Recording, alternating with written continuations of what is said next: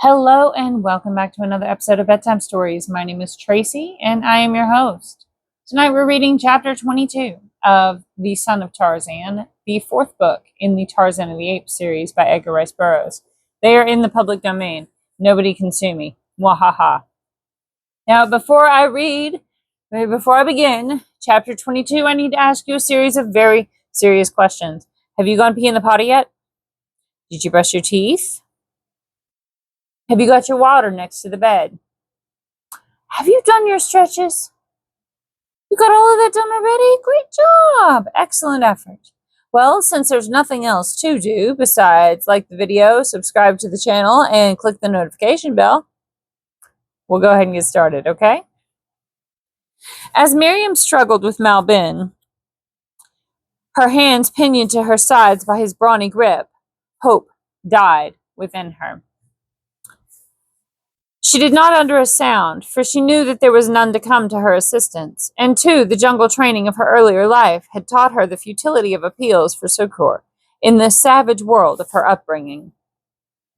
Excuse me.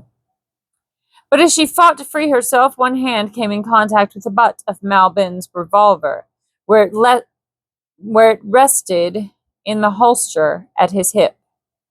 Slowly, he was dragging her toward the blankets, and slowly her fingers encircled the coveted prize and drew it from its resting place. Then, as Malbin stood at the edge of the disordered pile of blankets, Meriem suddenly ceased to draw away from him, and as quickly hurled her weight against him, with the result that he was thrown backward. His feet stumbled against the bedding, and he was hurled to his back. Instinctively, his hands flew out to save himself, and at the same instant, Meriem leveled the revolver at his breast and pulled the trigger. But the hammer fell futilely upon an empty shell, and Malbin was again upon his feet, clutching at her. For a moment she eluded him and ran toward the entrance to the tent, but at the very doorway, his heavy hand fell upon her shoulder and dragged her back. Wheeling upon him with the fury of a wounded lioness, Meriem grasped the long revolver by the barrel, swung it high above her head, and crashed it down full in Malbin's face. With an oath of pain and rage, the man staggered backward, releasing his hold upon her, and then sank unconscious to the ground. Without a backward look, Meriem turned and fled into the open. Several of the blacks saw her and tried to intercept her flight, but the menace of the empty weapon kept them at a distance. And so she won beyond the encircling boma and disappeared into the jungle to the south. Straight into the branches of a tree she went, true to the arboreal instincts of the little Mangani she had been. And here she stripped off her riding skirt, her shoes, and her stockings, for she knew that she had before her a journey and a flight which would not brook the burden of these garments. Her riding breeches and jacket would have to serve as protection from cold and thorns, nor would they hamper her overmuch, but a skirt and shoes were impossible among the trees. She had not gone far before she commenced to realize how slight were her chances for survival without means of defense or a weapon to bring down meat. Why had she not thought to strip the cartridge belt from Malbin's waist before she had left his tent? With cartridges for the revolver, she might hope to bag small game, and to protect herself from all but the most ferocious of the enemies that would beset her way back to the beloved hearthstone of Bwana and my dear. With the thought came determination to return and obtain the coveted ammunition. She realized that she was taking great chance of recapture, but without means of defense and of obtaining meat, she felt that she could never hope to reach safety, and so she turned her face back toward the camp from which she had but just escaped. She thought Malbin dead, so terrific a blow had she dealt him, and she hoped to find an opportunity after dark to enter the camp and search his tent for the cartridge belt. But scarcely had she found a hiding place in a great tree at the edge of the boma where she could watch without danger of being discovered, than she saw the Swede emerge from his tent, wiping blood from his face and hurling a volley of oaths and questions at his terrified followers. Shortly after, the entire camp set forth in search of her, and when Meriem was positive that all were gone, she descended from her hiding place and ran quickly across the clearing to Malbin's tent. A hasty survey of the interior revealed no ammunition, but in one corner was a box, in which were packed the Swede's personal belongings that he had sent along by his headman to this westerly camp. Meriem seized the receptacle as the possible container of extra ammunition. Quickly, she loosened the cords that held the canvas covering about the box, and a moment later had raised the lid and was rummaging through the heterogeneous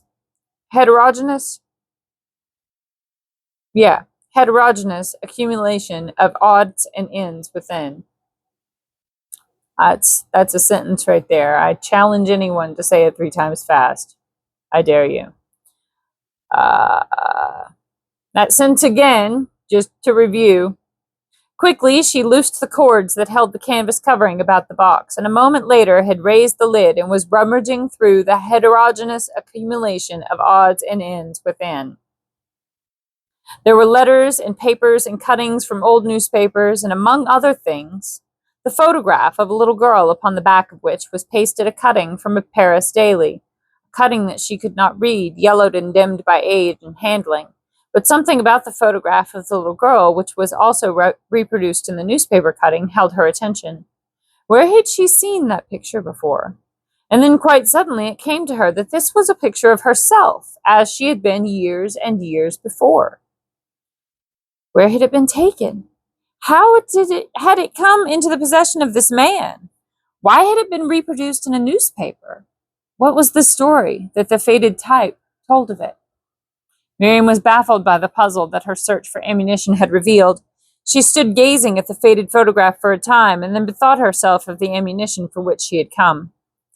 Turning again to the box, she rummaged to the bottom, and there in a corner she came upon a little box of cartridges. A single glance assured her that they were intended for the weapon she had thrust inside the band of her riding breeches, and slipping them into her pocket, she turned once more for an examination of the baffling likeness of herself that she held in her hand. As she stood thus in vain endeavor to fathom this inexplicable mystery, the sound of voices broke upon her ears. Instantly she was all alert. They were coming closer. A second later she recognized the lurid profanity of the Swede. Malbin, her persecutor, was returning. Meriem ran quickly to the opening of the tent and looked out. It was too late. She was fairly cornered. The white man and 3 of his black henchmen were coming straight across the clearing toward the tent. What was she to do? She slipped the photograph into her waist. Quickly, she slipped a cartridge into each of the chambers of the revolver. Then she backed toward the end of the tent, keeping the entrance covered by her weapon. The man stopped outside, and Meriem could hear Malbin profanely issuing instructions. He was a long time about it, and while he talked in his bellowing, brutish voice, the girl sought some avenue of escape. Stooping, she raised the bottom of the canvas and looked beneath and beyond. There was no one in sight upon that side. Throwing herself upon her stomach, she wormed beneath the tent wall, just as Malbin, with a final word to his men, entered the tent. Meriem heard him cross the floor, and then she rose, and stooping low, ran to a native hut directly behind. Once inside this, she turned and glanced back. There was no one in sight. She had not been seen. And now from Malbin's tent she heard a great cursing. The Swede had discovered the rifling of his box. He was shouting to his men, and as she heard them reply, Meriem darted from the hut and ran toward the edge of the boma furthest from Malbin's tent. Overhanging the boma at this point was a tree that had been too large, in the eyes of the rest-loving blacks, to cut down. So they had terminated the boma just short of it. Meriem was thankful for whatever circumstance had resulted in the leaving of that particular tree where it was, since it gave her the much-needed avenue of escape which she might not otherwise have had. From her hiding place she saw Malbin again enter the jungle, this time leaving a guard of 3 of his boys in the camp. He went toward the south, and after he had disappeared, Meriem skirted the outside of the enclosure and made her way to the river. Here lay the canoes that had been used in bringing the party from the opposite shore. They were unwieldy things for a lone girl to handle, but there was no other way, and she must cross the river. The landing place was in full view of the guard at the camp. To risk the crossing under their eyes would have meant undoubted capture. Her only hope lay in waiting until darkness had fallen, unless some fortuitous circumstance should arise before. For an hour she lay watching the guard, one of whom always seemed in a position where he would immediately discover her, should she attempt to launch one of the canoes. Presently Malbin appeared, coming out of the jungle hot and puffing. He ran immediately to the river, where the canoes lay, and counted them. It was evident that it had suddenly occurred to him that the girl must cross here if she wished to return to her protectors. The expression of relief on his face when he found that none of the canoes was gone was ample evidence of what was passing in his mind. He turned and spoke hurriedly to the head man, who had followed him out of the jungle, and with whom were several other blacks. Following Malbin's instructions, they launched all the canoes but one. Malbin called to the guards in the camp, and a moment later the entire party had entered the boats and were paddling upstream. Meriem watched them until a bend in the river directly above the camp hid them from her sight. They were gone. She was alone, and they had left a canoe in which lay a paddle. She could scarce believe the good fortune that had come to her. To delay now would be suicidal to her hopes. Quickly she ran from her hiding place and dropped to the ground. A dozen yards lay between her and the canoe. Upstream, beyond the bend, Malbin ordered his canoes in to shore. He landed with his head man and crossed the little point slowly, in search of a spot where he might watch the canoe he had left at the landing place. He was smiling in anticipation of the almost certain success of his stratagem. Sooner or later, the girl would come back and attempt to cross the river in one of their canoes. It might be that the idea would not occur to her for some time. They might have to wait a day or 2 days, but that she would come if she lived or was not captured by the men he had scouting the jungle for her, Malbin was sure. That she would come so soon, however, he had not guessed. And so when he topped the point and came again within sight of the river, he saw that which drew an angry oath from his lips. His quarry already was halfway across the river. Turning, he ran rapidly back to his boats, the head man at his heels. Throwing themselves in, Malbin urged his paddlers to their most powerful efforts. The canoes shot out into the stream and down with the current toward the fleeing quarry. She had almost completed the crossing when they came in sight of her. At the same instant, she saw them and redoubled her efforts to reach the opposite shore before they should overtake her. 2 minutes' start of them was all Meriem cared for. Once in the trees, she knew that she could outdistance and elude them. Her hopes were high. They could not overtake her now. She had had too good of a start of them. Malbin, urging his men onward with a stream of hideous oaths and blows from his fists, realized that the girl was again slipping from his clutches. The leading canoe, in the bow of which he stood, was yet 100 yards behind the fleeing Meriem when she ran the point of her craft beneath the overhanging trees on the shore of safety. Excuse me. Malbin screamed to her to halt. He seemed to have gone mad with rage at the realization that he could not overtake her. And then he threw his rifle to his shoulder, aimed carefully at the slim figure scrambling into the trees, and fired. Malbin was an excellent shot. His misses at so short a distance were practically non-existent. Nor would he have missed this time, but for an accident occurring at the very instant that his finger tightened upon the trigger, an accident to which Meriem owed her life. The providential presence of a waterlogged tree trunk, one end of which was embedded in the mud of the river bottom and the other end of which floated just beneath the surface where the prow of Malbin's canoe ran upon it as he fired. The slight deviation of the boat's direction was sufficient to throw the muzzle of the rifle out of aim. The bullet whizzed harmlessly by Miriam's head, and an instant later she had disappeared into the foliage of the tree. There was a smile on her lips as she dropped to the ground to cross a little clearing where once had stood a native village surrounded by its fields. The ruined huts still stood in crumbling decay. The rank vegetation of the jungle overgrew the cultivated ground.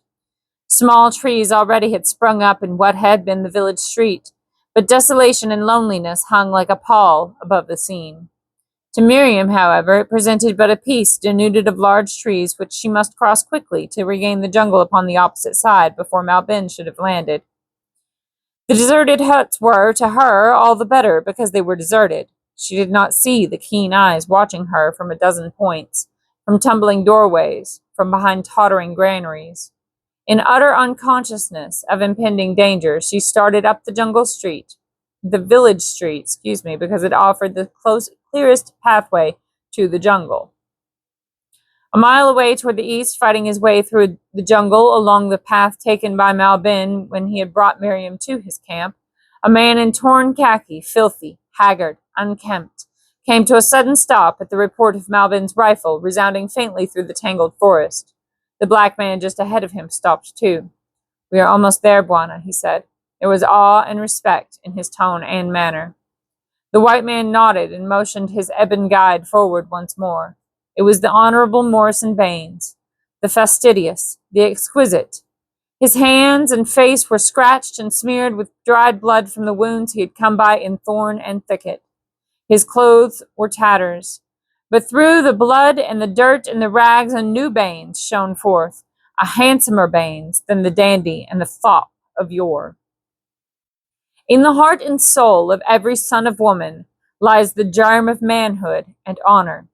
Remorse for a scurvy act and an honorable desire to right the wrong he had done the woman he now knew he really loved had excited these germs to rapid growth in Morrison Baines, and the metamorphosis had taken place.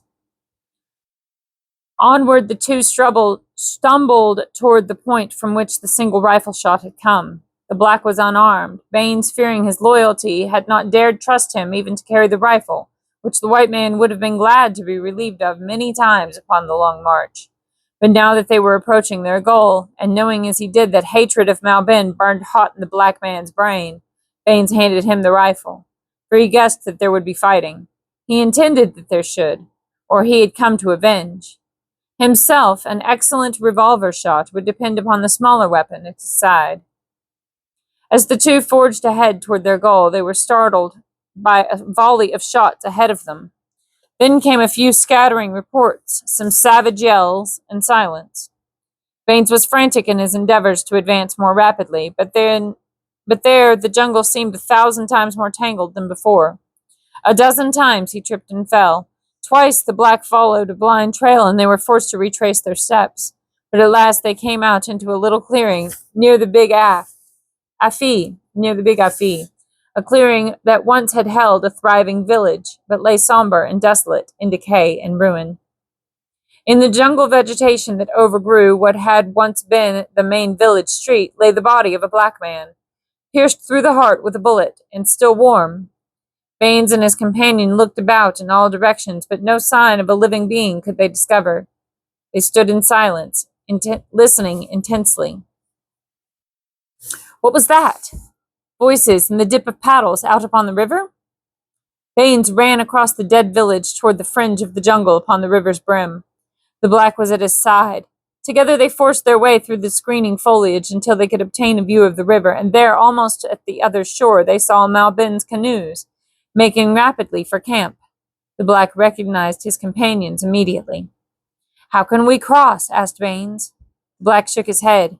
There was no canoe, and the crocodiles made it equivalent to suicide to enter the water in an attempt to swim across. Just then the fellow chanced to glance downward. Beneath him, wedged among the branches of a tree, lay the canoe in which Meriem had escaped. The Negro grasped Baines' arm and pointed towards his find. The Honorable Morrison could scarce repress a shout of exultation. Quickly the two slid down the drooping branches into the boat.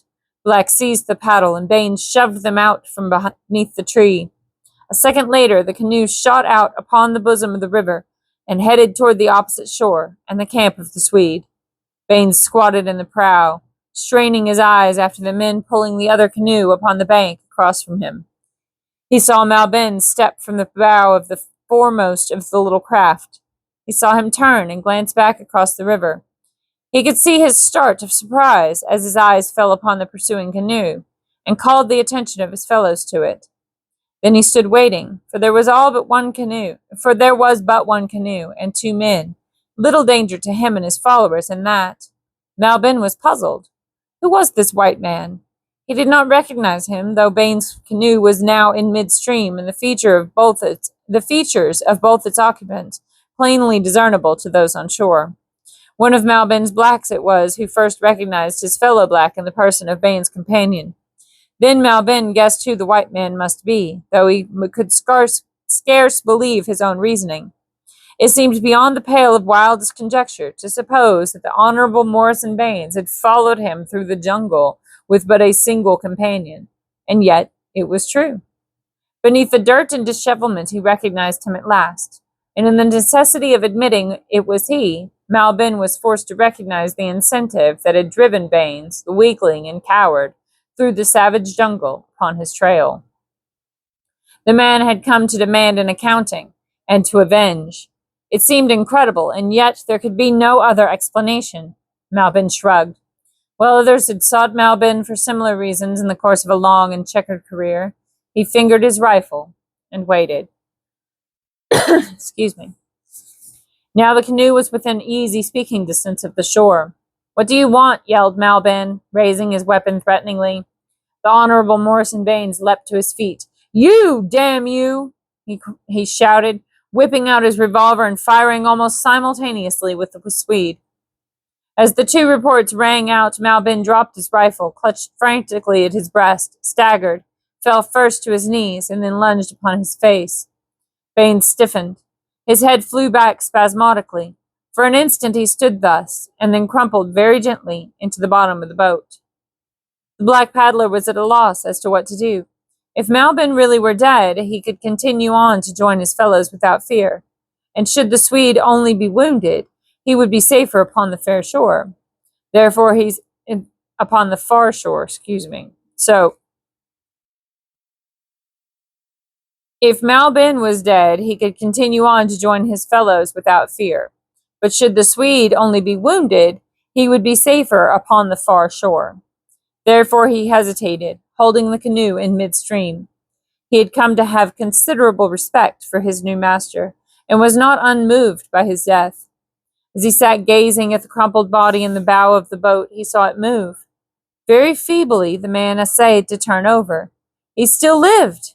The black moved forward and lifted him to a sitting position. He was standing in front of him, his paddle in one hand, asking Baines where he was hit, when there was another shot from shore, and the Negro pitched headlong overboard, his paddle still clutched in his dead fingers, shot through the forehead. Baines turned weakly in the direction of the shore to see Malbin drove up upon his elbows, leveling his rifle at him. The Englishman slid to the bottom of the canoe as a bullet whizzed above him. Malbin's sore hit took longer in aiming, nor was his aim as sure as formerly. With difficulty, Baines turned himself over on his belly, and grasping his revolver in his right hand, drew himself up until he could look over the edge of the canoe. Malbin saw him instantly and fired, but Baines did not flinch or duck. With painstaking care, he aimed at the target upon the shore from which he now was drifting with the current. His finger closed upon the trigger. There was a flash and a report, and Malbin's giant frame jerked to the impact of another bullet. But he was not yet dead. Again he aimed and fired, the bullet splintering the gunwale of the canoe close by Baines's face.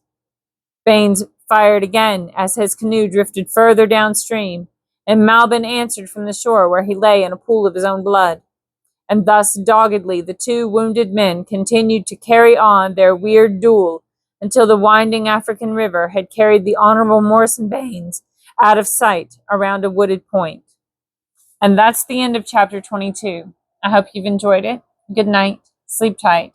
Don't let the bedbugs bite. And if they do, you bite them back. I love you so much. Good night.